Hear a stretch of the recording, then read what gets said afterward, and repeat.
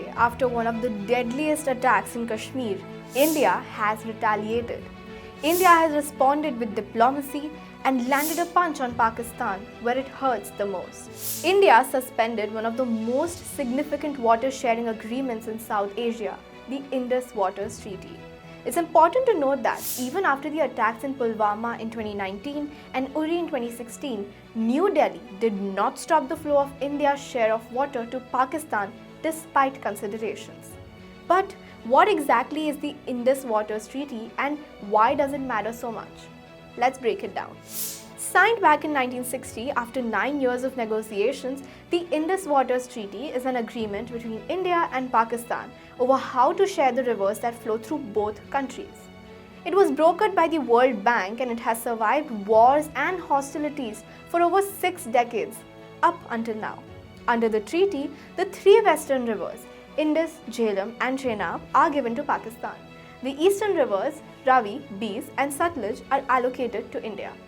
Even though these rivers are split between the two nations, both countries are allowed certain limited uses of others' rivers, mostly for agriculture, power generation and transport.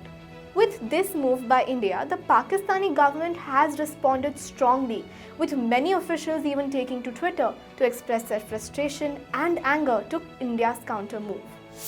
Now, here's where it gets complicated.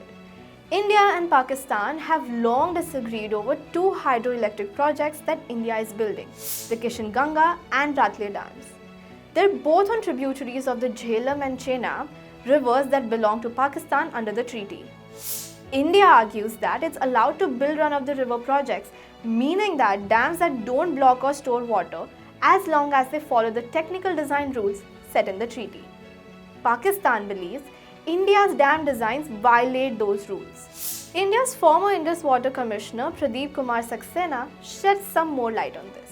एक trend चला आ रहा है कि हमारे कोई भी project हो या छोटे हो या बड़े हो, वो सारे प्रोजेक्ट पे पाकिस्तान ने ऑब्जेक्शन लगाने शुरू कर दिए और उनका मंतव्य ये रहता था हमेशा कि इस प्रोजेक्ट को किसी तरह से रोका जा सके।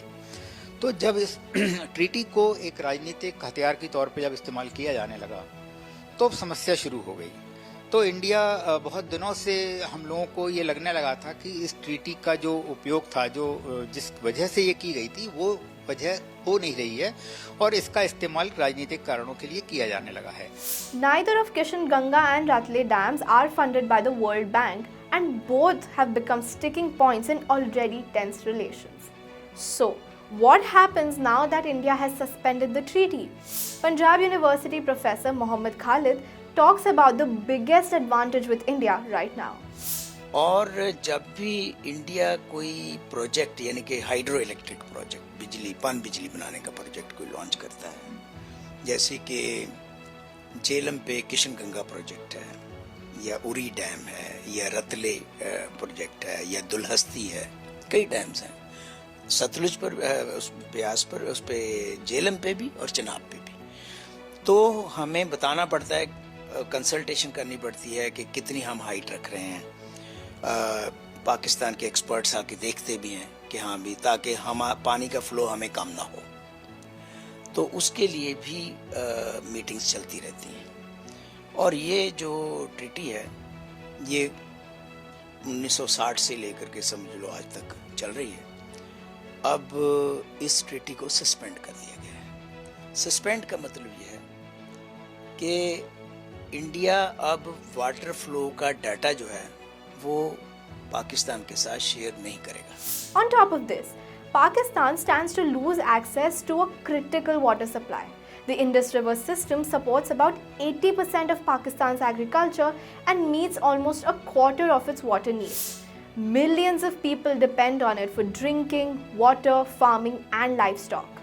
With a fragile economy and already limited water storage, Pakistan could face food shortages, low crop yields and growing instability in rural areas if this water flow is reduced. Major Pakistani dams like Mangla and Tarbila can store just 10% of their annual water share.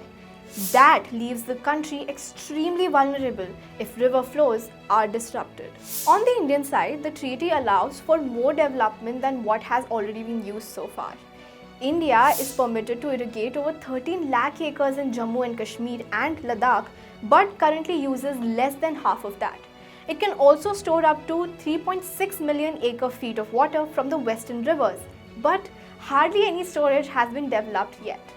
That means India has room to expand its water usage legally under the treaty, and with the suspension, it now holds more control over how that water flows. But can India actually walk out from the treaty? It's not so simple.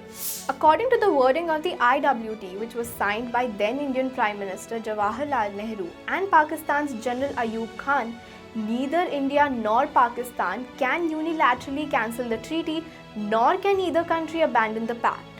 That means India cannot entirely stop the flow of the water either.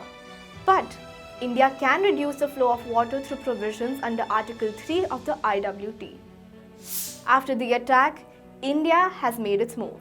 The world and India both keenly watch how Pakistan will respond to this, and will it change the course of the diplomatic relations between both countries forever?